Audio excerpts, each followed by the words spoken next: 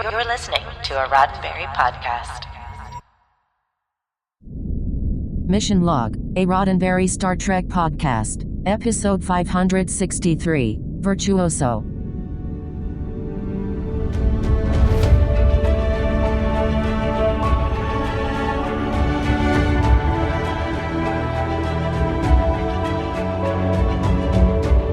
Welcome into another episode of Mission Log, a Roddenberry Star Trek podcast. I'm John Champion. And I'm Norman Lau. Each week on Mission Log, we step up in front of our adoring audience, picking apart an episode of Star Trek in pursuit of the morals, meanings, and messages, and await the accolades that surely will follow. We just have a conversation because it's our job and it's what we like to do. Still, we gladly will accept your accolades. This week, Virtuoso, the one where the Doctor gets a taste of both the good side and the bad side of fame, and he learns to appreciate all the little people who got him to where he is today. I did it.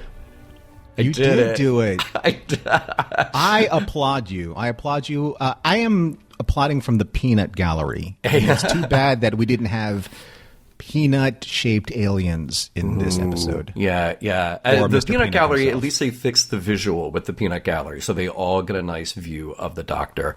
Exactly. Glad to have you back, Norman. All those other people just keeping the seat warm for you, but it's been nice to welcome back some new and familiar faces, and glad to hear, especially for all the people who joined us on Patreon to get the full uncut show. They got an update on how you're doing. So glad to have you back and many more to go, right? Yep.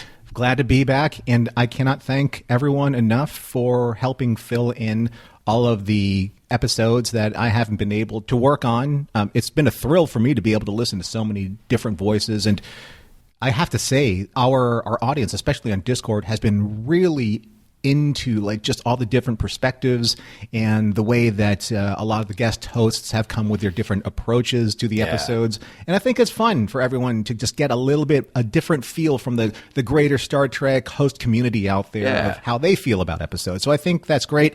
And I am very, very, very thankful for everyone keeping the seat warm. It's fun to mix it up every now and then. All right. Absolutely. Well, if you would like to reach us, Norman is going to tell you how.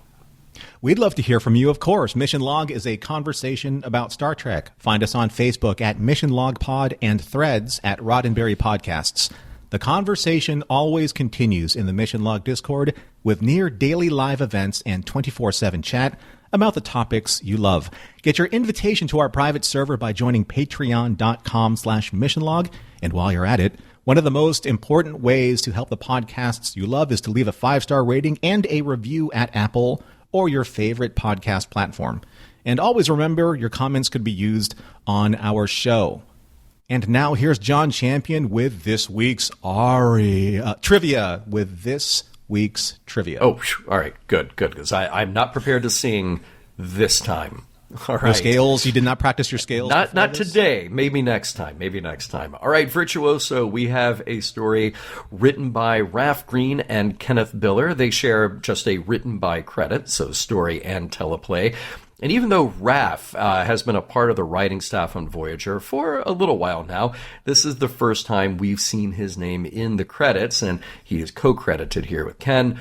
And this marks the first of 7 on-screen Trek credits for Raph.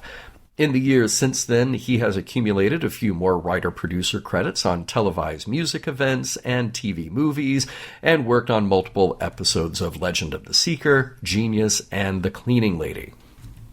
This episode was directed by Les Landau, definitely a familiar name for us on Star Trek, going all the way back to his first assistant director credit on TNG, Encounter at Farpoint, and then stepping in uncredited as director on the ill-fated Code of Honor.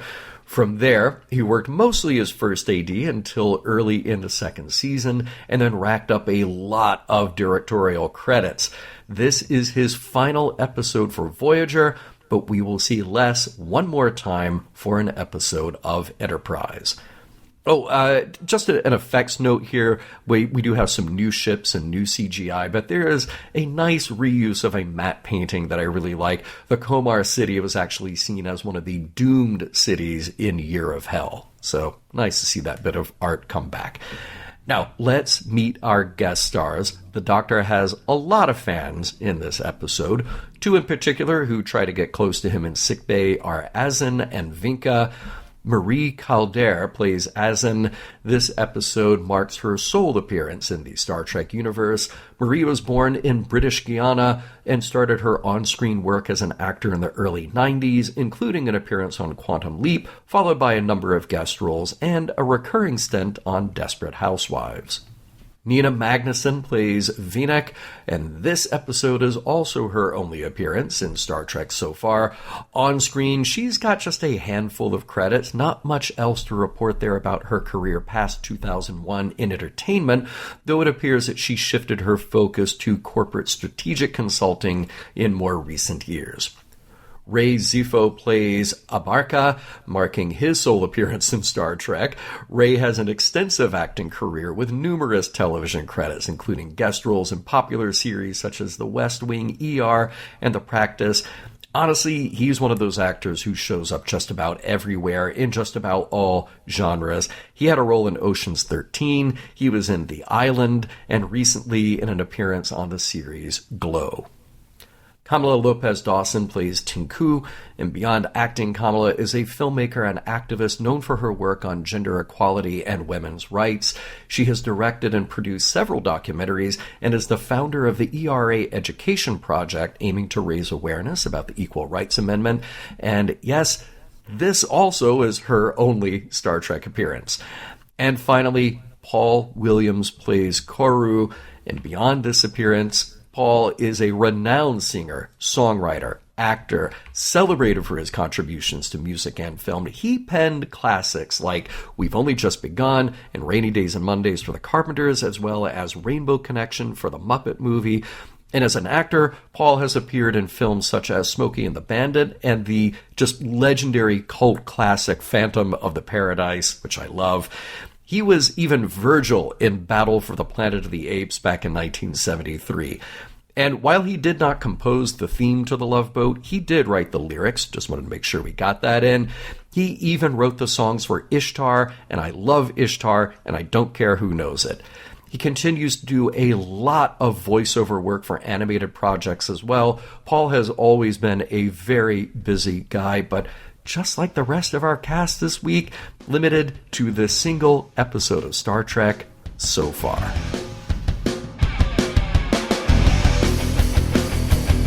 Welcome to the Delta Quadrant, home of an entire planet of people who are joining a fan club with their friends.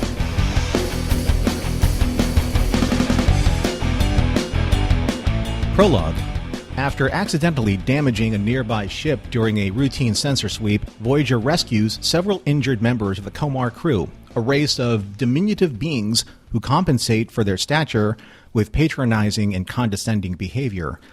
Upon arrival in sickbay, Captain Janeway handles their rudeness calmly, while the Doctor begrudgingly continues his treatments, singing the classic 19th century Earth standard, "I've been working on the railroad."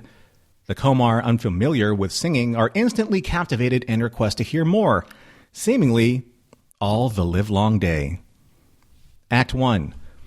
The Doctor enchants the Komar by singing "Someone's in the Kitchen" with Dinah, leaving them fascinated by the mathematical aspects of music and eager to hear more. He offers access to Voyager's musical database, and the Komar, particularly Tinku, invite Voyager to their system once their ship is repaired. Upon arrival, Prelate Koru expresses interest in the Doctor's algorithmic expressions, what the humans call music. Janeway proposes a cultural exchange, leading to a recital in the mess hall. The Doctor performs selections from Verdi's Don Carlos, captivating the Komar, especially Koru and Tinku. However, when Harry Kim and the Kim Tones perform That Old Black Magic, the Komar disrupt the show, demanding more of the Doctor. At Tom's urging, the Doctor returns to the spotlight, energizes the band, and delights the Komar with a lively encore that even surprises him. Act 2. After the recital, during the reception in the mess hall, the Komar's musical curiosity remains focused solely on the Doctor's singing. Tom praises the merits of 20th century rock and roll, but when a Komar guest learns the Doctor doesn't sing that style, They rudely walk away. A young Komar woman approaches Harry Kim, hoping he could introduce her to the Doctor. That's awkward. Janeway congratulates the Doctor, and the prelate invites him to perform on the Komar homeworld. Flattered, the Doctor instructs the prelate to arrange the details with his quote-unquote representative, Captain Janeway, who, noticing his growing ego, hopes he won't lose himself in the part. Later in sickbay, the Doctor asks B'Elanna to modify his mobile emitter for quick costume changes. Annoyed by his arrogance, she reluctantly agrees. Tinku observes and tells the Doctor the crew undervalues him, a sentiment he eagerly affirms. He also demands the lecture hall be rebuilt for better acoustics, and the Komar comply, eager to please their idol, to B'Elanna's irritation and concern. Before the concert, the Doctor grows anxious, admitting backstage to Tinku that his performance will not only be broadcast to hundreds of millions, but also mark the first time the Komar race will experience music. Tinku reassures him with her admiration, bolstering his confidence. As he stepped onto the stage to a standing ovation, the Doctor basks in their adoration, his ego swelling to concerning new heights. Act 3. After the performance, trouble arises from the Doctor's growing fame among the Komar. 7 of 9 triggers a red alert when she detects the Komar overloading Voyager's comm system with millions of teraquads of irrelevant data. Janeway discovers it's all fan mail addressed to the Doctor and cancels the red alert and explains the concept of fans to a bemused 7. However, the situation escalates when Tuvok reports that hundreds of Komar fans are aboard Voyager and are interfering with operations. Janeway orders all Komar visitors beam back to their planet and bans further visits. Matters worsen when Janeway finds the Doctor in the mess hall signing autographs and handing out miniature singing holograms of himself. When she confronts him, he arrogantly tells her to wait her turn. Furious, Janeway scolds him for neglecting his duties and wasting resources, though the Doctor reveals the holograms were manufactured on Komar. She orders him back to sickbay. The Doctor returns to find Tom Paris tending 2 Komar women who faked illness to meet him privately. They refuse to leave and harass him, forcing him to call security and deactivate himself to escape. Later on the Komar homeworld, the Doctor encounters Tinku, who presents him with a complex musical composition written in his honor. Though flattered, he declines to perform it, citing its difficulty and his vocal limitations. Tinku suggests reprogramming him to expand his range and urges him to stay on Komar, where his talents are truly appreciated. She appeals to his ego and emotions, confessing her feelings for him. Moved, the Doctor decides to remain on Komar. Act 4. Back on Voyager, the Doctor informs Captain Janeway of his decision to resign. She initially refuses, arguing Voyager needs him more than the Komar. The Doctor insists they will adapt, and their discussion shifts to his rights as an individual. He points out that if Harry Kim wanted to stay with an alien woman, his request would be honored. Reluctantly, Janeway agrees when he reveals the decision involves a woman. The Doctor begins delegating his responsibilities, appointing Tom as Voyager's chief medical officer. Tom expresses his sadness, joking about losing his favorite target for teasing. The Doctor also visits 7 of 9 to say goodbye. She accuses him of abandoning his friends for fame, and although the Doctor defends his desire for recognition, he is hurt when 7 dismisses him with, "You shouldn't keep your fans waiting." On the Komar surface, Tinku surprises the Doctor with a new holographic matrix, a superior version of him designed to perform any musical composition flawlessly. She claims it will solve his reluctance to leave Voyager. The Doctor, devastated, realizes Tinku sees him as replaceable. He tries to explain that music requires soul and artistry, not just technical perfection. But Tinku insists her creation surpasses him. Hurt, the Doctor understands she never truly valued him, and Tinku remains unaware of the depth of her actions. Act 5. Hurt and desperate, the Doctor returns to Voyager, trying to upgrade his program to win back the Komar's admiration, especially Tinku's.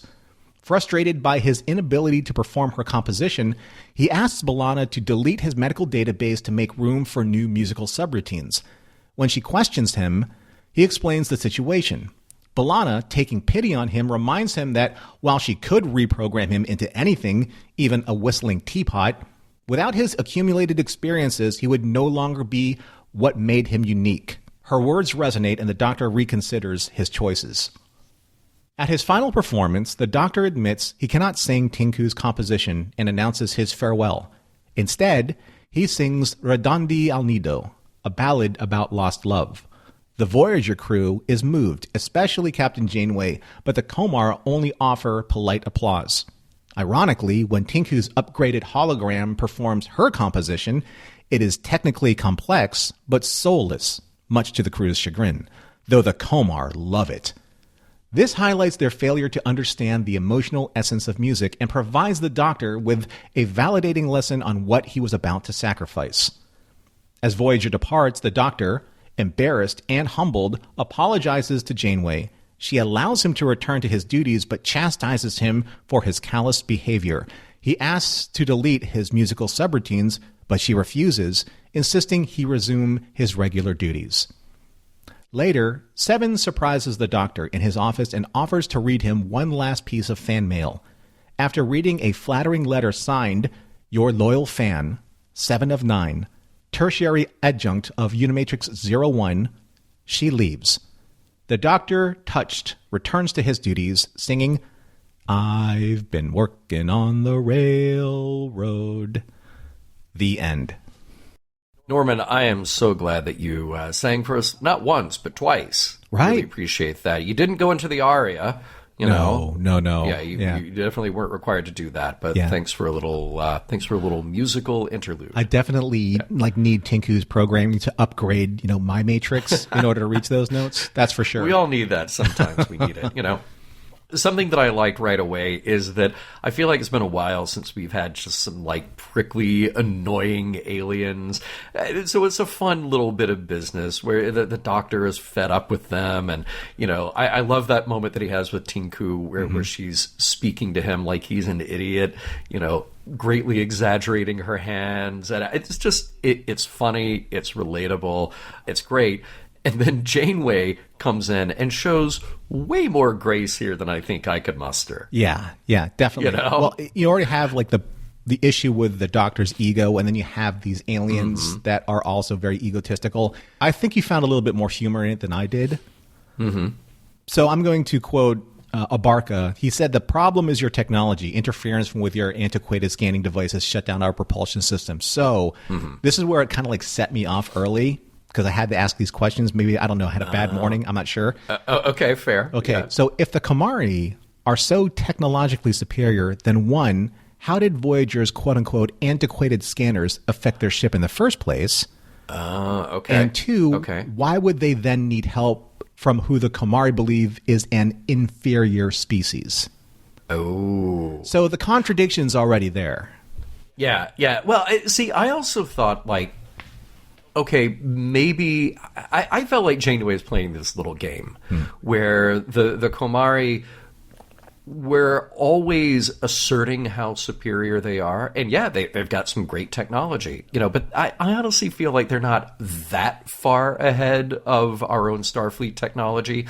Maybe a little bit. They're not hundreds of years more advanced. They're okay, maybe they're 25 to 50 years more advanced, something like that. Yeah. So it's their attitude that they come in we are so much more superior. And Janeway's oh, yeah, wow, you really are. We are just nothing in your presence. So maybe it was more they're swallowing the pride. Mm-hmm. Well, we don't need your help, but we're going to take your help. Because you caused the problem. That's a fair point, because Tinku admitted that they were a secluded society and they weren't, used to engaging with outsiders. So True, yeah. So who knows? Yeah. This could just be their immediate defense mechanism. Sure. Mm-hmm. So, okay, we have the setup, which is fun, and I really like the look of astonishment on everybody's faces, and of course then cut to the Doctor just loving the attention that he has never gotten before. Of course. Big question, though. Does the Doctor ever sing anything in 23rd century contemporary music, or is he... Well, to be fair, are the writers always stuck on choosing these turn of the century, 19th century American standards from the 1900s? royalty free. Exactly. You gotta go royalty free. Yeah. So as anything pre 1920s. Right. And then the tough part is when you create something for a show, and when you try to then say to the audience, hey, this thing that we created is really great, if the audience doesn't buy it, they don't buy it. And I think most shows are not successful with that. One of the few movies I remember thinking like, hey, this manufactured song for this fictional story that actually works.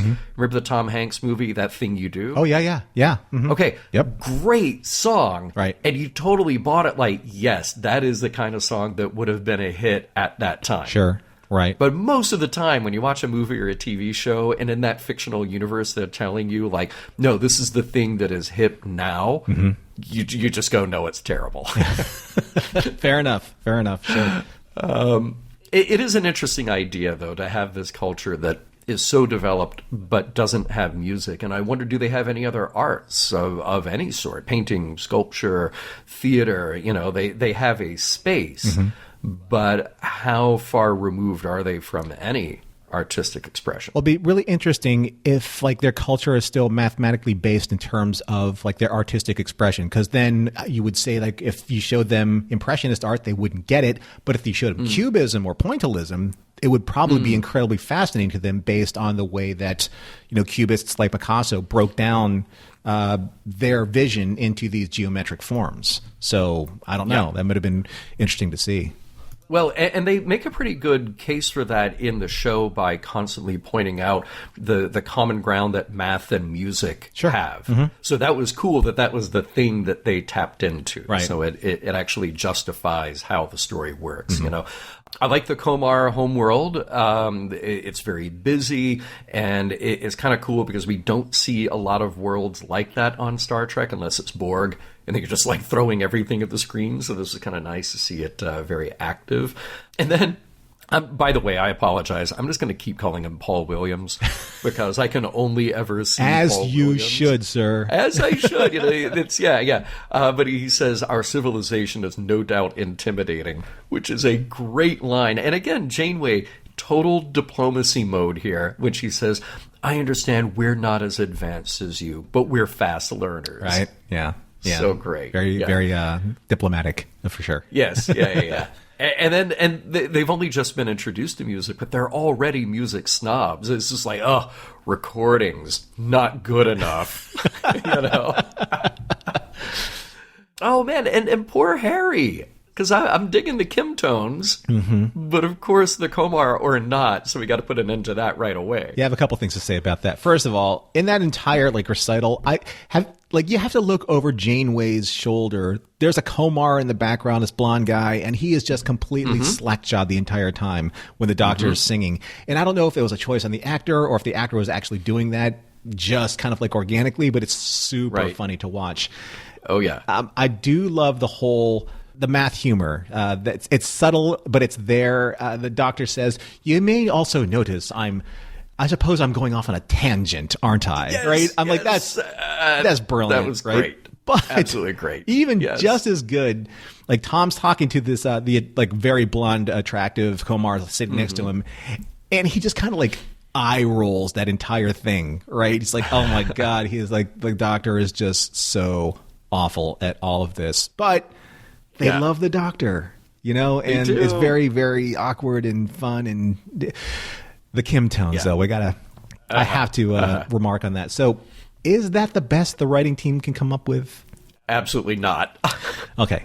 Also, here's an interesting thing. For all of you eagle-eyed production people out there, so in the Kim tones, you have one of the officers playing an upright bass, which is awesome. I love upright bass, Stray Cats, etc.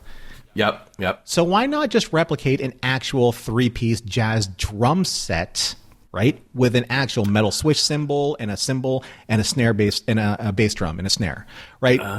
Because the drum set that the other officer's playing on is literally the Rock Band PlayStation 2 cymbal and toms setup. No. I had that. I'm just like, that's what you would be playing. God. I mean, it's like basically get a PlayStation thing, put it over here. That's production, just bring it over here and we'll shoot the scene. But it would have been if it would have been cool if they replicated a cool, say Count Basie kind of look with Harry. Yeah. Right? So anyway. Because apparently the synth was just, an off-the-shelf synth. I'm sure that somebody in the crew had one, somebody who's a musician, and they just built a little prop front for it, so you don't see the Yamaha logo on it, right? But that was it. It was a legit piece. They just kind of doctored it up, made it a little. It's a space synth now. That's right. That's what it is. Yeah, that's exactly. what it is. That's right. Does Tom really know about rock and roll? Because I'm going to bet his taste is terrible. I don't know. We always return to him for 20th century this, 20th century that, knows everything about the 20th century. I'm surprised he didn't bring up an Elvis reference of some kind, because he's muscle car 1950s. It'd be Elvis Presley and Tom Jones or something like that, right? Yeah. I'd be fine with that, maybe. Here's the thing, though. I never really noticed how short the Komari really were. I mean, in the opening scene with the doctor, maybe it was just in a camera angle or something I didn't really notice. But standing next to Tom, between Tom and Chakotay, it was like Hobbit-esque. Yes, diminutive. Yeah. Well, because Bob's not super tall, but Robbie and Robert are. I would have loved to have seen the casting call for this. We need a lot of people to play aliens. They all need to be, say, under 5'4", inspired to have Paul Williams in there definitely. As their leader. Absolutely love it. And then I love it when we see all the other stuff that they're doing, the guys who would shave their heads to look more like the Doctor. It's really, really clever. I mean, the whole situation, though, is... when they're in that post-concert reception and poor Harry, Harry, the attractive alien is talking to you, but she's only there to get your introduction to the Doctor. Straight up. Absolutely. Poor guy. Yeah, it's you're a musician too? Can you introduce me to your friend? I'm oh, Harry. So much abuse. I do love when Janeway eye rolls the Doctor every single time they encounter each other during the course of this episode, because that whole "please talk to my representative." Yes. She's okay. Yeah. All right. Yeah. You're getting a little thick here, even for you. Oh, yeah. Yeah, I do love the barbs coming fast and furious between the Doctor and B'Elanna, because first it's about the short stature of the Komar, and then it's the Doctor's baldness, and then B'Elanna's lack of culture, she only likes drinking songs. Right. I mean, they're just throwing the zingers back and forth, But I like their discussion, though, because I love this idea about replicating a set and redesigning this arena, because, of course, you have all this technology to do that. Right. And as a theater nerd myself, I think about, what is theater like in 300 years? Do you just replicate a thing? Do you 3D print a thing? Because we're doing that now on motion picture and TV sets. Yep, giant screens behind the actors, giant literal TV screens. Yep. And B'Elanna, of course, gets the line, "I'm an engineer, not a costume designer." Perfect. Yeah. Nicely done. And it's a fun idea using the tech like the holo emitter for costume changes, because why not? Of course you would do that. Makes sense, right? Mm-hmm. So here's something I thought was interesting. So the Doctor says, "I wish I had a subroutine to eliminate pre-show jitters," but how does a hologram suffer nervousness like that? I'm wondering. So I know, right? He's a holographic surgeon. He wouldn't be affected by his nerves if he could just turn that off during surgery. It's not like he would, the pressure would get to him. So why wouldn't he be able to do that with pre-show jitters? Because that means there's something in the program that has the potential for him to screw up. Mm-hmm. There's some random element in the program, and why would that be there? Because first and foremost, he's a doctor. Yeah. You don't want him to have the human element of I'm not as good today as I was yesterday. Right. That's a weird, again, going all the way back to the beginning, if there are just certain of these weird inconsistencies. Now, I understand they're built in for drama, and of course you want to be able to associate kind of that emotional catharsis with the Doctor saying what happens if I ruin all of it? But you don't want him saying that, hey, look, I'm going to operate on a species never seen before, but I'm so good, I will never, ever, ever ruin that. Yeah. See? Look, I don't want to get out the writer's hat, but I'm tempted. Okay, but I'm tempted because there's another way to do this, where what actually turns off the Doctor, because of course he's going to be good at singing. Of course he's going to be able to fulfill what they want. Right. But if he turns into this sort of like literally the pre-programmed automaton, and if he does music that he likes, quote unquote likes, as much as the computer program that runs him likes it, but they don't like it, they grow tired of him, they turn on him, then you have this real problem that artists find, which is, oh, okay, I am only as good as what my fans tell me I can do. I mean, I watched this documentary about the Beatles. I've watched a lot of documentaries about the Beatles, but the most recent one that I watched, is them saying we stopped touring because it stopped being about the music, and it was this whole phenomenon of Beatlemania. Right. And we didn't know what we were doing. We couldn't hear ourselves over the crowd. We couldn't experience and play the music. So, like, what is the point? Why are we doing this? And you could have had the Doctor go that way instead of what they chose to do, but maybe we'll get to that point. John, you realize that John Lennon did say at one point in time, regardless of how you took it, they were bigger than Jesus. but then he came back. Oh, because man, I know this so well. Birmingham DJ Tommy Charles, who was the one who started the "Burn Your Beatles" records, and then when John was cornered about that later, he said, I wasn't comparing us to Jesus Christ as a person or God as a thing. I just said what I said and it was wrong, and now it's all this. That, I felt like I was just talking to John Lennon himself. That was amazing. Imagine if I didn't have a cold and I was doing that. That was awesome. One day I'll do it without the cold. All right, okay. So you'll do your John Lennon, then I will do my Sean Connery. So you do John Lennon as Captain Kirk in Star Trek 5. I will do Sean Connery as Cybok, and we'll do that scene. As Cybok. Yeah. That's the show. All right. Two-man show. Exactly. Okay.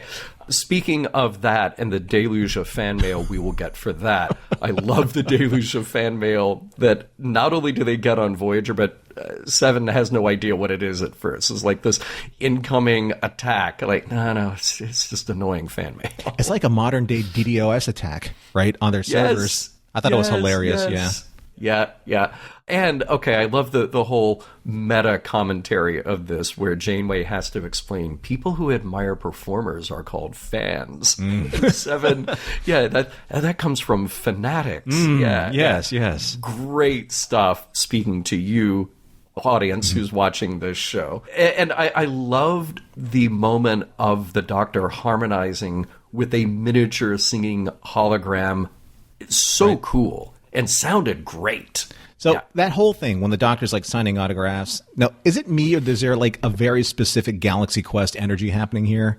Right? I think there is a Galaxy Quest energy because that is Star Trek energy. Oh, yeah, for sure. Totally. So it's like you have Jason Nesmith like signing his autographs, and then the Kamari like the Thermians, right? Because they're awkward, but they're completely like mobbing like the Doctor in a very just kind of very specific Thermian kind of way.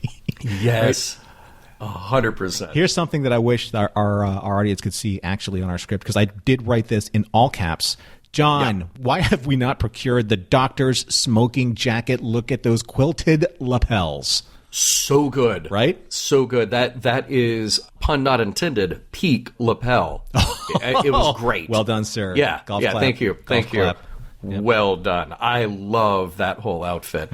Now, something's wrong when the Doctor says Catherine, because only Chakotay is allowed to do that. Yeah, I was like, what? Okay. Yeah.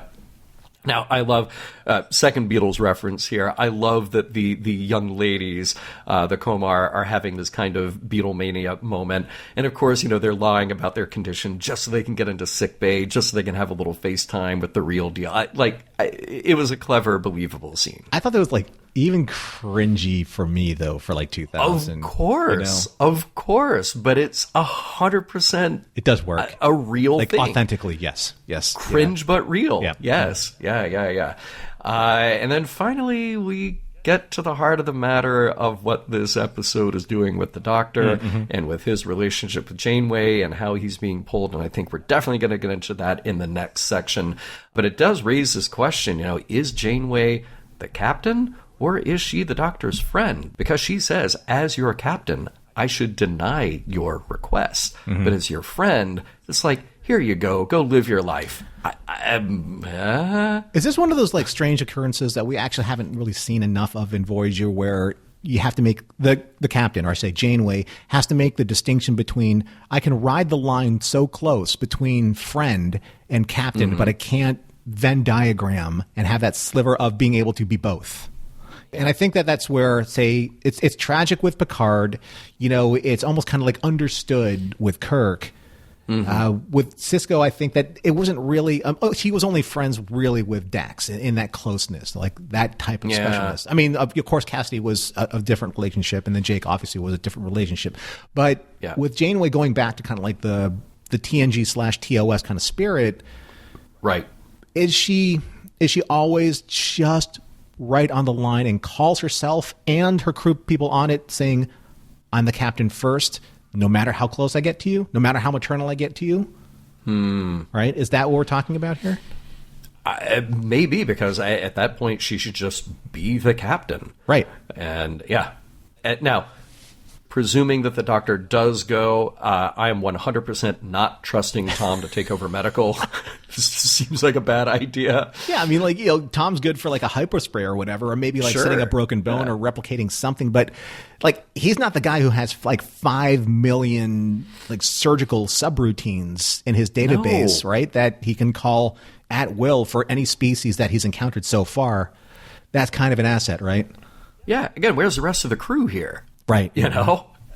Cut to Cargo Bay 2, a very tense moment between Seven and the Doctor. She is really hurt and she is really cold. Yeah. Jerry is like really good. Even with like these smaller moments, you can just tell she conveys so much just in an expression. The nuanced performance that she has in this is very, very, it's just consistent and real and palpable. She's amazing. Right. I mean, I feel like we repeat ourselves when we give a compliment like that, but it really is True. like a Leonard Nimoy thing, where you take the character where you say, okay, this character has no emotions, or this character represses their emotions, and yet they have some of the most powerful emotional responses on screen. Maybe those are the breakthroughs that, since she's looking at the camera and not at the doctor, and the doctor's not seeing the response, that's kind of like that moment for the audience. We're like, oh, she's actually making that emotional breakthrough. We're seeing that happen in real time to the character.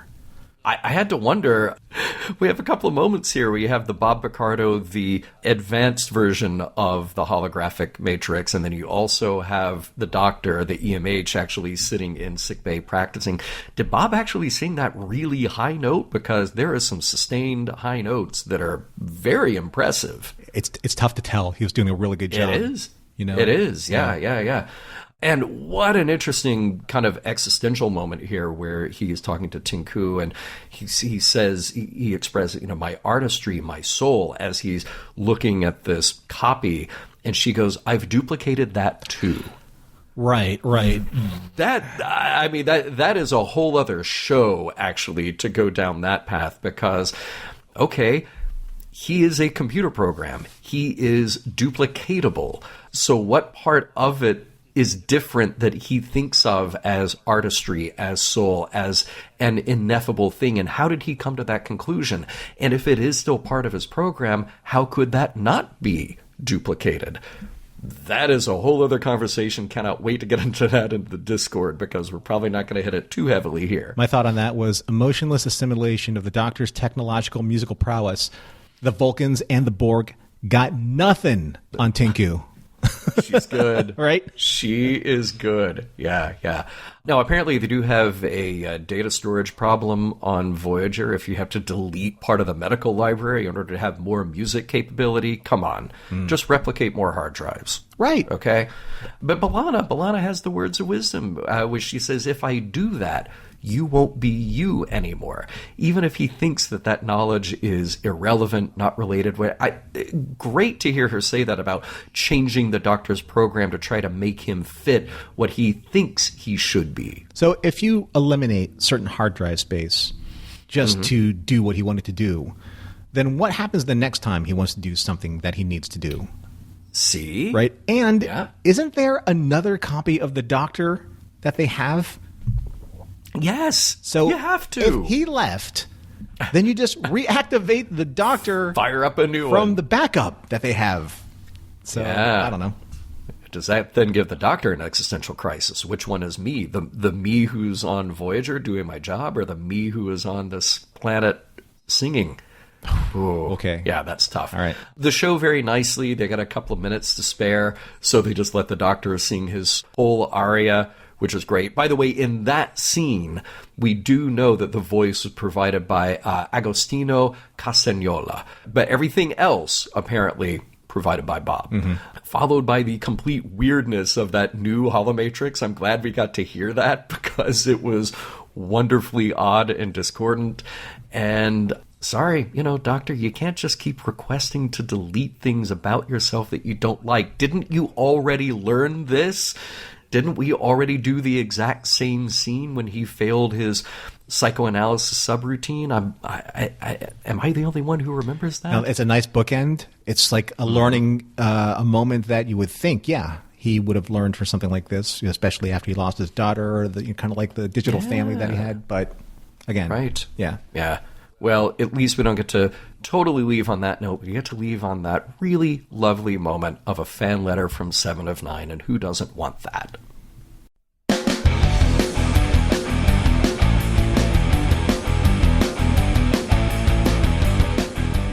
We'll get right back to Virtuoso after a word from this week's sponsor, ExpressVPN. I recently learned something kind of mind-blowing. Netflix, ready to have your mind blown? Netflix alone has over 18,000 titles worldwide. But here in the U.S., where you and I happen to be, we got like 6,000 of them. Yeah. Wait, what?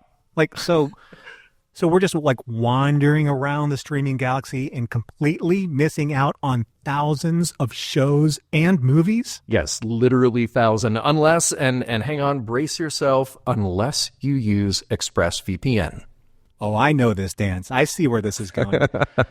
So Netflix hides content based on your location, but with ExpressVPN, you can control where Netflix thinks you're located. Exactly. Now, they have servers in over 100 countries, which means you can explore the entire streaming universe. Here's all you do. Just fire up the app, you tap one button, and boom, you're in Japan or UK or Canada or wherever you want to be. Okay, but what kind of shows are we talking about? I mean, what kind of good stuff are we missing here? All right, here's the deal. So I was actually talking to somebody not long ago about favorite Tarantino films. Now, the U.S. Netflix only has a few, but I checked out the French Netflix and I found what I was looking for: Inglourious Bastards, as well as Pulp Fiction, many more. All I had to do was open up ExpressVPN, connect to a French server, refresh Netflix, boom, there it was. And by the way, the last time we talked about this, I found an excellent documentary about The Saint TV series hosted by the late, great Sir Roger Moore himself, only on the French Netflix. That's awesome. That's nice. Well, I mean, I did something similar when I wanted to watch Doctor Who on BBC iPlayer. It's like getting beamed to a whole new streaming dimension of time and space. And relative dimensions, yes. Of course. I love BBC iPlayer. And ExpressVPN isn't just about unblocking content.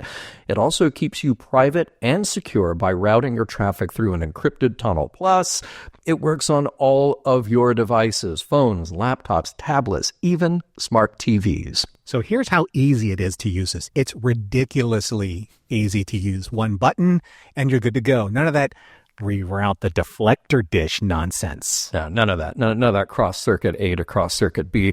Here's the deal. If you're tired of paying full price for streaming and only getting a fraction of the content, here's what you do. So be smart. Stop paying full price for streaming services and only getting access to a fraction of that content. Get your money's worth at expressvpn.com/missionlog. Don't forget to use our link at expressvpn.com/missionlog to get an extra 4 months of ExpressVPN for free. And trust us, your streaming adventures are about to go to warp speed.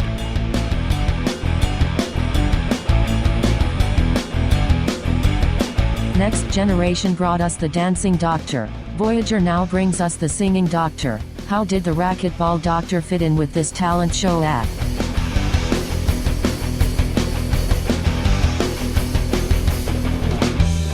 So So I just barely touched on it in the last segment, and it really is more for fun than anything. But do you think is this the writers, is this the production having a little fun with the very idea of fandom?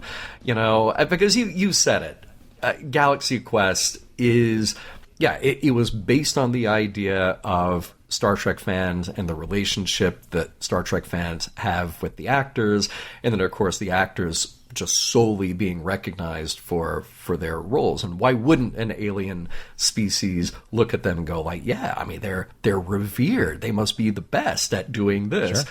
So I think this is very gentle in the way it treats fandom, and it feels more like a Beatlemania thing to me than it does fans who are looking for autographs from Star Trek actors. But I feel like there's still a little bit of a gentle wink and a nod at the audience here, don't you? Well, yeah. I mean, I also think that there's that whole classic careful what you wish for scenario with the Doctor, because I think that Janeway said something along the lines of that famous fleeting. And, when you come down from this emotional high of like adulation, to the extreme, what is left after that is gone. Yeah. And I think that the interesting thing is that Tinku kind of like makes that decision for the Doctor for him, because she said that I made the better version of you the way that I want you to be. So it's kind of like where some extreme fans saying like, no, we want you to only sing this particular song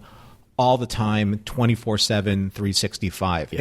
It's kind of like I can only sing Sweet Caroline for so many hours, right? Said Neil Diamond. Right. But that's what the fans show up for. It's like the fans that just show up specifically for a tribute band. We want to hear the classics. That's all we want. That's all we're paying for. And if you give that to us, we will give you just heaps upon adoration, to the point where you can't even know, you don't know what to do with it. But that's what we want. By the way, I'm going to throw a slightly different version of that at you, which is Tinku also has the role of like, she's kind of like the worst version of an agent. Totally. Because the agent would sit down with the actor or with the band or whomever and say, guess what? You don't want to do that song again? Mm-hmm. You don't want to do an album in this style again? Well, guess what? I've got 5 other bands or 5 other actors waiting in the wings who will be the next you. Mm-hmm.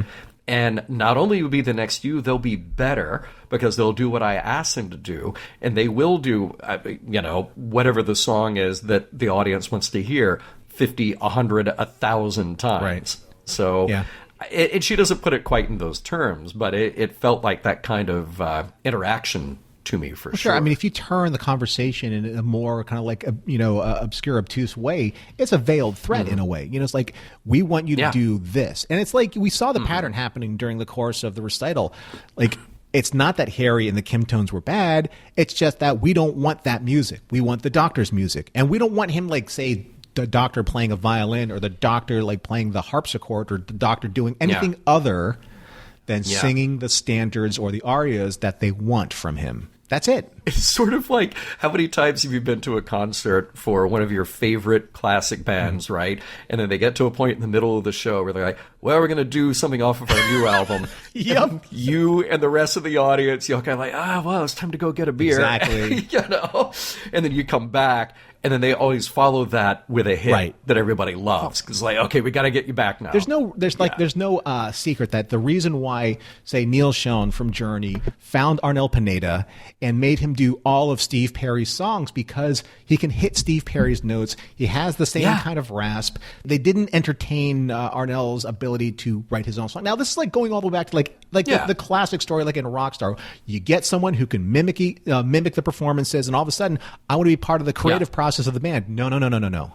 You are not part of the creative process. You are and this goes maybe to one of your next points, you are a cog in the wheel of the production piece that makes us money. Yeah, right? But isn't it interesting? Because I love Arnel. Yeah. He's great. And the documentary about him is fantastic.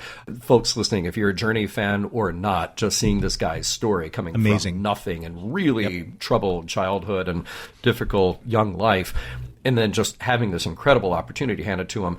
It's not incredibly dark. He is not treated like, a cog in the wheel although sometimes you could make that argument, you know. But I also think about Adam Lambert with Queen. Sure. Okay, it's always this tough thing. Like, how do you make the sequel the same but different? And that's a really hard thing to do, because I saw Queen with Paul Rogers. Paul Rogers is a good performer. Right. Queen are great performers. But it wasn't quite the match made in heaven that it needed to be. Then comes along a performer like Adam You need Lambert. the flamboyance of Freddie Mercury. Yeah. And like, he can hit the notes. He's got all this stage presence, but we also need to adapt a little to fit what he can do that Freddie didn't do, that was just different. But we also have to keep the audience happy. It's that is a tough position to be in whatever creative field you might be having a look at. But you said it, the cog in the machine, and here's this really difficult scene here. The doctor is right that Janeway is talking to him as if he is a piece of equipment. And by the way, you know, the doctor may not have been aware of this moment, but Harry Kim did at least meet one woman with whom he fell in love, and he could very well have stayed with her, except for maybe the whole bummer of the disease that comes along with that love. Right. Remember? Yes. Yeah. I remember. You remember? Do the writers remember? I guess not. But Janeway says, I have given you extraordinary freedom. That was Compared to whom? That was a hard line too, right? Whoa. So I feel like now we're back to season 1 Janeway, where she's just denying the doctor's unique value or personhood or whatever you want to call it. But the fact is that he is unique. And I thought we had all grown past this idea. Where's Cass to remind her? Like, no, you need to treat him with some dignity and respect here. It's steps backward for Janeway, and she takes this kind of dark turn here in regards to treating him like this piece of equipment, as he says. I kind of thought we'd gotten through it, and yeah, maybe the doctor's experience, maybe his reaction, that he is misguided, but I don't think she's affording him the kind of wise counsel that a captain would or should offer for someone else, like maybe the aforementioned Harry Kim, right? I have one thought, and then I'm going to like a follow-up to what you were talking about with Harry Kim. Okay. So Yeah. Is it possible, and maybe we just didn't get there the way that we should have gotten there organically in the development between Captain Janeway and the Doctor, because you saw how the Doctor reacted to the Komar originally and how Janeway reacted originally. You've made a very good point of it in observations that Janeway has been very diplomatic about how she's handling the Komar, and the Doctor is getting swept up in a lot of kind of like the adulation that is starting to cloud his judgment and inflate his ego. Then, after the first performance, he says, my representative is going to take care of the details. And then he actually says, Catherine. He remarks her informally and familiarly. And I think that is where she's like, look, I'm giving you a lot of rope. Whether or not you want to hang yourself in the end, that is up to you. But I am not going to allow you to disrupt the normal course of how we're getting home because you want to have this indulgent fantasy from these Komar who are overinflating your ego.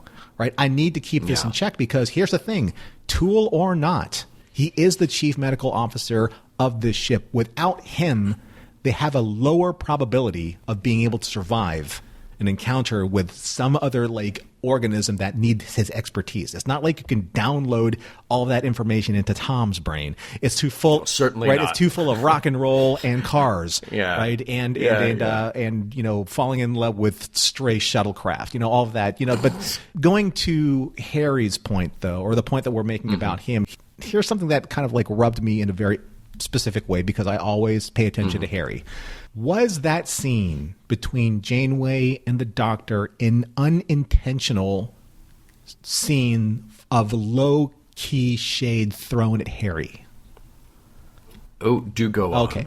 So the doctor says specifically, as you said, if Harry Kim met an alien woman on an away mission, fell in love, and decided to spend the rest of his life with her, raise a family instead of continuing on this journey, you wouldn't stand in his way. Janeway says, you're not Harry Kim. You're an emergency medical hologram. Oof. Now, the reason why this scene caught my attention... Listen to that. You're not a person, you're a function. Right. Yeah. But it's an interesting way of breaking down her response, because the reason why was Harry used as the doctor's example? Why not if Tom and B'Elanna wanted to leave the ship to raise a family? They're the only one in a stable relationship, if that, right now. Right. Or what if Chakotay fell in love with a tribe or a species who were more closer to his values and wanted to stay and help them grow and thrive and evolve? That's very much in his character. So why Harry? I'm trying to make sense of this from a narrative point of view, because does Janeway mean, one, the Doctor is unique. The Doctor is not Harry, meaning that the emergency medical hologram is more important to Voyager as A, the Doctor, and B, irreplaceable, because he's the only Doctor. Okay. Fair. Two, yeah. The Doctor is more valuable to Voyager's survival, and Harry is expendable because A, Seven can probably do the same, if not better job, and that pretty much goes for anyone on the ship, and B, the Doctor is not so irreplaceable as if Harry decided to fall in love, another officer could take over his ops position without a skip in the beat of the program.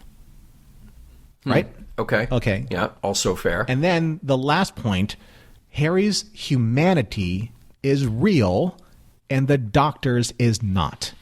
Meaning, Janeway would allow Harry to pursue his heart's desire as a real flesh and blood human with real human wants and needs. The Doctor's needs for Janeway are merely indulgences in his programming and learning algorithms. Yeah. So, how? I mean, I have a hard time trying to disassociate one and the other from her response, because they all could be true. Yeah. And that was my thought, is that these all sound extremely, deafeningly true. And I think that last one really, that's the one that sticks with the Doctor the most, which is sort of denigrating his abilities, his thoughts, his, for lack of a better word, emotions. But, we spent 7 years with Data, and Data is somebody who kept insisting that he does not have emotions, and yet I can't imagine that if a similar conversation were had with Picard might be really bummed that Data would want to leave the Enterprise, but I don't think he would stop him, because I think Picard would recognize the uniqueness of Data and his journey and say, yeah, if that's the next thing you need to do, that's the next thing you need to do. Now, all of that is very much complicated by the fact that really on the surface level of this story, you have this bizarre transactional fan adulation element, which is really driving the whole thing. That's really the part that the Doctor has to learn for himself, and you can't explain it. He has to experience it, although everybody else sees what's coming. But I had a similar thought to you, and that's like, okay, thinking about the comparison of Chakotay or Tom and B'Elanna or whomever, is there this selfish element to everyone on Voyager? Because remember, it's not just Janeway confronting the Doctor. It's also Tom Paris. It's also Seven of Nine. Feeling real emotions, absolutely. You can feel bummed, you can love the Doctor, you can want him to be around, but think long term here. What's the ultimate plan? The ultimate plan is for Voyager to get home, and then what? For everybody to hang out together, still on Voyager? No. It's for them to go their separate ways and live their lives and pursue the things that they want to pursue. Why not now? Why not back on the planet of the 37s when maybe there was one person who wanted to leave, but they didn't because they were too embarrassed to raise their hand? Yeah. So I get it that there is this other level operating here where the Doctor has to learn the lesson and he has to want to stay. I get it. But I think Janeway needs to give a little more room here to the idea that the Doctor can actually want this other thing, and that want can be legitimate, because why else, other than just saying, like, no, you serve a function here, and that function is more important to me than what you want. I agree with you, and it's just really interesting to see. I can't wait to hear, what our audience feels about, this particular, because it is kind of like the crux of the matter. But here's the thing that, I'm going to put on the writer's hat, and something that also struck me as being very odd. If Tinku is so talented to be able to recreate the Doctor's holomatrix and improve upon his systems, why not just give Voyager that version and let the Doctor be part of her life? Right? It's like, here's a better medical doctor. Now you can take, you can take all the knowledge that the Doctor has in his matrix, put it back into this new holomatrix. You're like the superior Doctor now. Take over the ship, blah, blah, blah, blah, go on your way, and then leave the Doctor with the musical, his integrity and his musical talents behind on Komar. Swap them.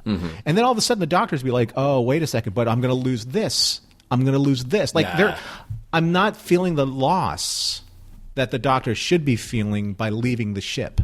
There should have been something more in terms of, this is my family. And this is where this drives me nuts that we lost Kes so late in the game, because you're right. Yeah. It would have been Kes to advocate for the Doctor's individuality and his humanity. That's what she did. You know what? Here's a missed opportunity, because you and I both are like, if Tom Paris is running sickbay, we're not going there. There's an opportunity, first of all, for multiple other crew members to learn medical techniques, learn how to run that sickbay. 7 of 9 has knowledge of multiple species, has the capacity to learn infinite amounts of information. She would be great to do that. And if they had maybe coaxed that relationship, which they've done exceptionally well so far between the Doctor and 7. But if we had just maybe like one more scene, instead of Cass, maybe it's 7 who needs to advocate for his humanity to the captain, which she has done before. Hey, you saved me. That worked. Stop dismissing the Doctor, because he has value too.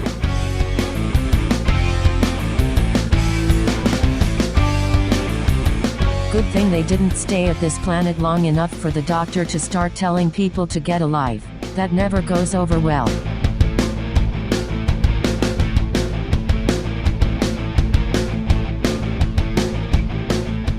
Well, John, as the old saying goes, the show is over once the fat lady has sung, and the curtains are starting to go down, but we're not quite done yet with Virtuoso, because, as we do here traditionally, on Mission Log, we take a look at the episode and ask ourselves, does the episode hold up? Does it withstand the test of time? And then we take a look at everything that we've talked about and see if we're actually able to mine any morals, meanings, or messages from the episode at the very end here. But again, the curtain is hovering above us. Yeah. And hopefully we haven't out-welcomed or, our stay, because I don't want those shepherd's hooks coming after us right now. All right. I'm of a mixed mind about whether or not the episode holds up, because I get it from the standpoint of the production. We all love the Doctor. The writers love the Doctor, the producers love the Doctor, the audience loves the Doctor, everybody else on the show loves the Doctor. But we sometimes don't quite know what to do with the Doctor. And in a show like Voyager, we're probably not going to fully retread Measure of a Man. Well, in any show, we're not going to fully retread Measure of a Man, because that is a standalone, singular episode that works so well in its own dramatic context. So we're not going to put the Doctor's mere existence on trial, right?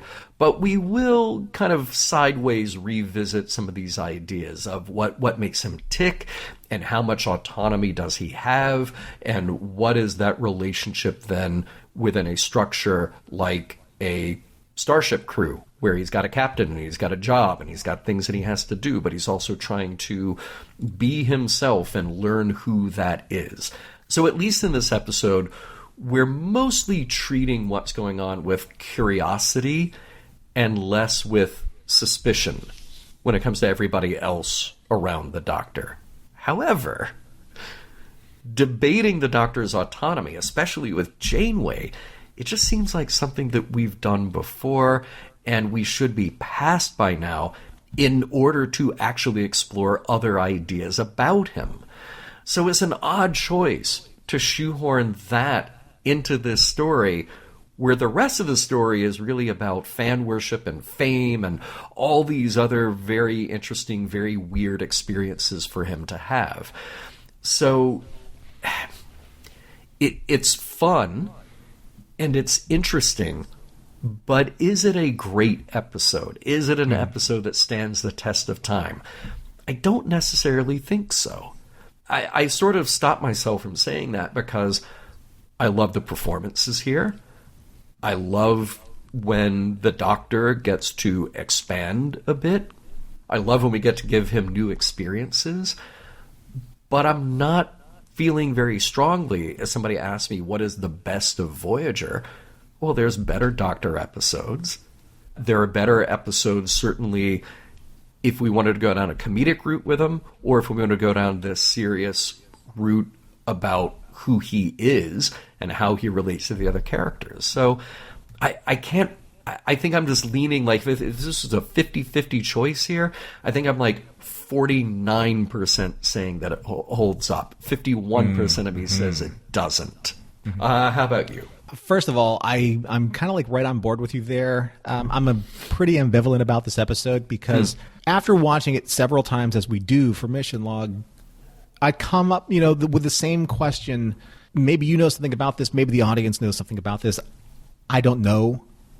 But I need to ask, did someone lose a bet to either Robert Picardo or his agent?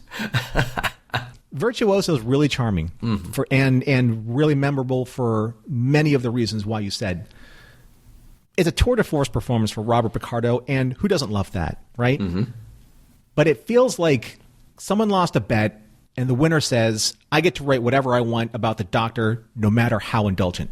Yeah. Because that's how it came off to me. And most musical episodes do. Yeah. Right? Because it's very indulgent for specific reasons. It's not a bad thing. It just, I'm not sure if it balances out in the equation of being a good, recommendable, stand the test of time episode.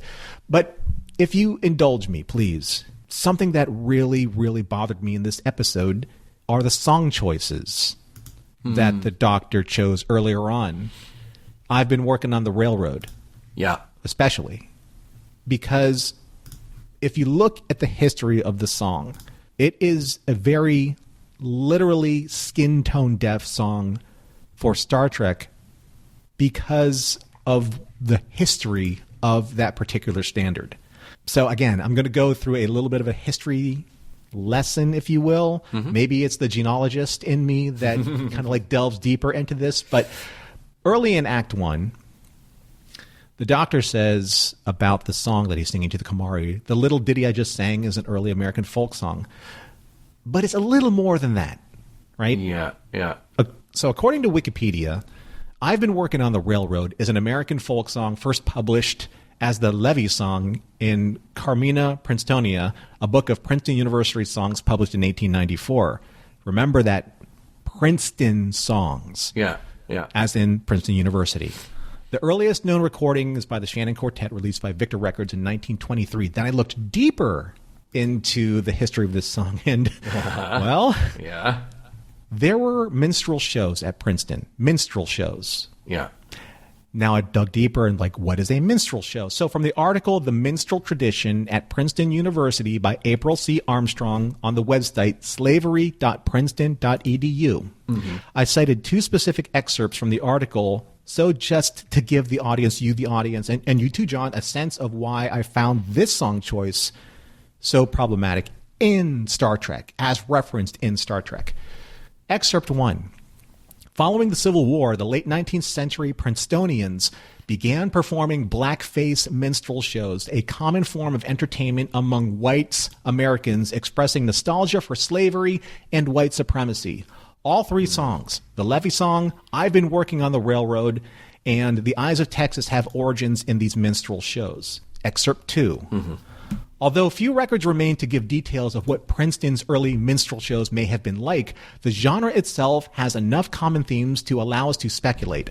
Often, white performers in blackface parodied Southern slaves. At other times, they mockingly portrayed free black people living in northern cities. These shows were a way for white Americans to express their political views through entertainment.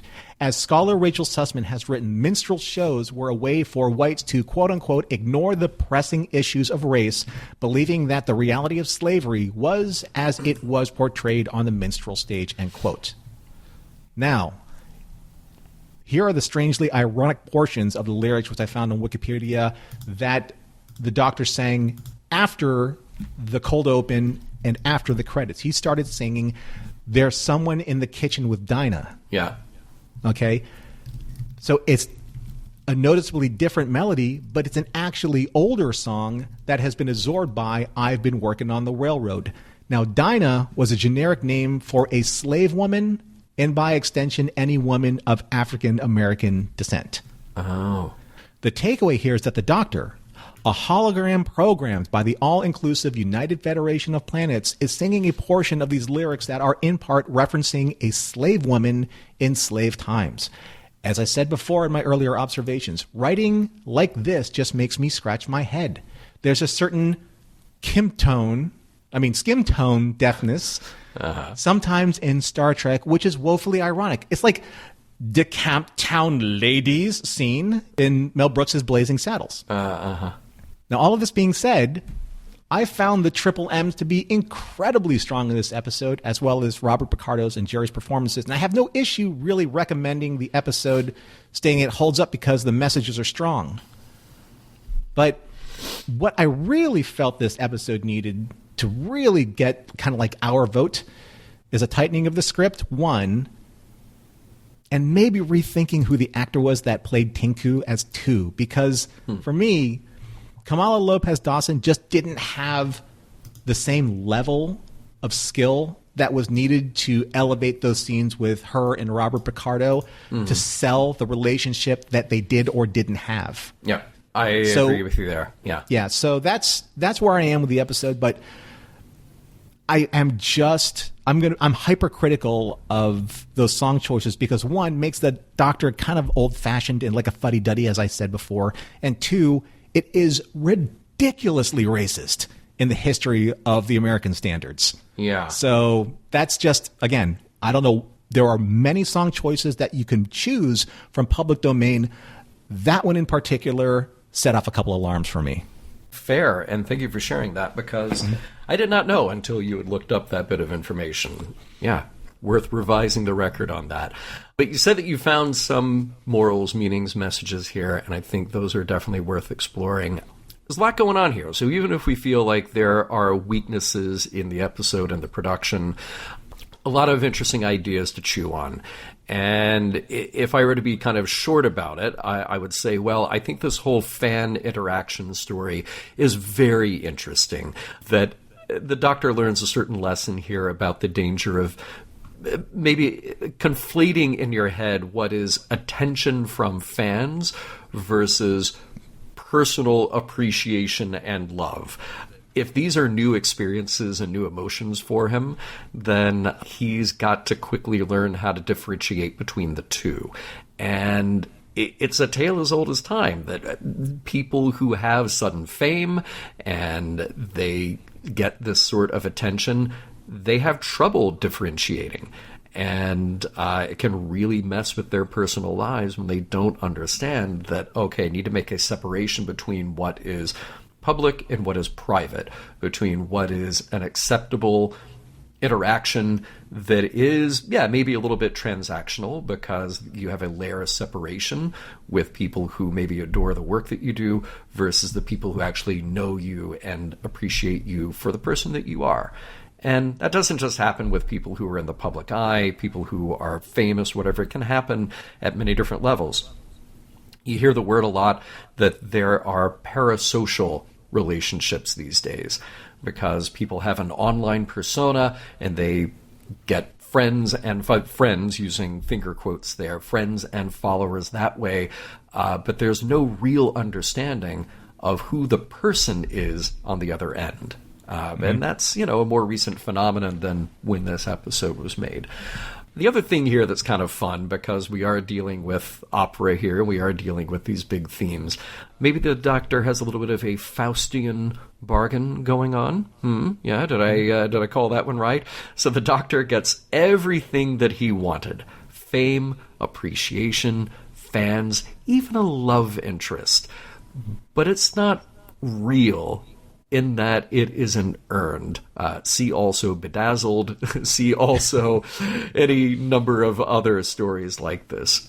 Now, we know that he can't actually go through with all of it and abandon Voyager, but the temptation is no less impactful. And the story for him is all about reassessing who you really are and the value you have for yourself, rather than through the lens of others. And I'm going to leave it at that, because I think that there are other morals, messages, meanings to be explored here. Definitely a learning opportunity here for Janeway. I'm curious if you get into that, or do we just come back to it sometime in further conversation with our audience? So, Norman, what have you got? Well, I mean, as I said earlier, in Does This Episode Hold Up? It does so for me because of the meanings I thought were very strong. So, for lack of a better term, a Star Trek term that we use many times here in Mission Log. So I think that Virtuoso was very bonk on the head kind of a episode, a moral meaning or message episode. Because there are these specific morals, meanings, or messages that we've kind of encountered throughout human history, and they've taken many different forms. You have these warnings, the parable of the golden calf, or the hero worship, scenario, or, beware false gods. I mean, take your pick, right? Now, this is kind of like where the Doctor is trending in this episode because of the adulation and very recent kind of like outpouring of this type of fan fervor that was going on with the Komari. Then again, these social dynamics were just out of balance in 2000, as probably the script relates, as they are today, right? Or even more so with the things are trending with like the ultras of social media platforms and allowing worshipers to from a distance and in the throngs of millions or hundreds of millions to put and hoist their deities upon a platform and an altar in the palm of their hands at that distance, across the world. So, looking at this episode kind of like as a warning, do we think that it's going to get any better in the next 15 or 20 years as technology grows and as our ability to be able to bridge the gap and close the distance in our adulation of said hero worship, or said false gods that we are, again, foisting upon these man-made contrivances called, quote unquote, fan fervors, I guess it would be. Here's an example of kind of like where we're at with this in this episode. Now, John and I love doing the role play thing. So, who would you like to do this time? Would you like to do Janeway, or would you like to do Seven? I'll do Janeway this time. Why you do not? Janeway, yeah. Okay. Yeah. So, all right. So this is something that, say, Captain Janeway and Seven could be having as a discussion right now in and around the office water cooler on a Monday morning after the Sunday night recital or the Saturday night concert, right? I suppose he's the embodiment of what they admire. He can do something they can't. That makes him special. Perhaps, but that doesn't explain their interest in the minutiae of the Doctor's life. What does he do in his spare time? To how many decimal places can he calculate pi? This one wants to know his favorite quadratic equation. People have always fantasized about knowing celebrities personally. I suppose it's a way of making themselves feel more important. I mean, that's relevant. That is about as relevant as the day is long, right now, if not before, but way more important now as a point to be made. And I believe that as the episode reaches its ethical climax, which is something that you and I love to find here, John, I believe it basically culminates in the showdown, the moral showdown between Janeway and the Doctor, who wants to leave Voyager to pursue a moral, fulfilling life with the Komar, as Janeway warns him that fame is also temporary. The Komar certainly seem to care about me. And when their tastes change? What makes you think that's going to happen? Fame is often temporary. This isn't just about fame. Oh, really? So could there be a more relatable, relevant, and poignant message that stands the test of time? But maybe there's perhaps one more. So it's not sometimes what have you done in the entertainment industry, it's what have you done for me lately. When the Doctor is shown his quote-unquote replacement, he soon realizes that many do as their pride goeth before a fall. That fickle fan mob, right? You're only as good as your last performance, and sometimes not even then, because there's always someone waiting in the wings to be your next facsimile in order to keep the product moving, right? Yep. I haven't done this in a while either, John. So to quote Rush. Oh, yeah. All right. It has been a while. Welcome back. Welcome back to the show quoting Rush. Yeah. I want to do that. So from their single Limelight from the album Moving Pictures, all the world's indeed a stage. We are merely players, performers and portrayers, each another's audience outside the gilded cage. Living in the limelight, the universal dream. For those who wish to seem, those who wish to be must put aside the alienation, get on with the fascination, the real relation, the underlying theme. Mission Log is produced by Roddenberry Entertainment. If you'd like to support us directly, you can do so at patreon.com/missionlog for early access to shows and the Mission Log Discord. Our website is missionlogpodcast.com, and for more Star Trek news and discussion, visit trekmovie.com. On the next Mission Log, Memorial.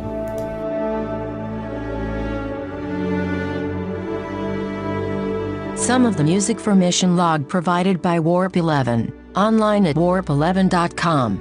Special thanks to consulting producers, Matt Esposito, Homer Frizzell, Rand Hurl, Tom Kozak, Julie Miller, Mike Richards, Mike Shadwell, Paul Shadwell, and David Takechi. Now you can own the Duplicate Doctor's greatest hits, with extra bonus tracks. Call today, available only on 8-track.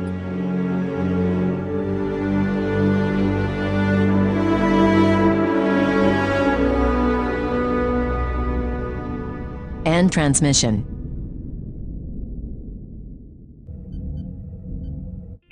This is a Roddenberry podcast. For more great podcasts, visit podcast.roddenberry.com.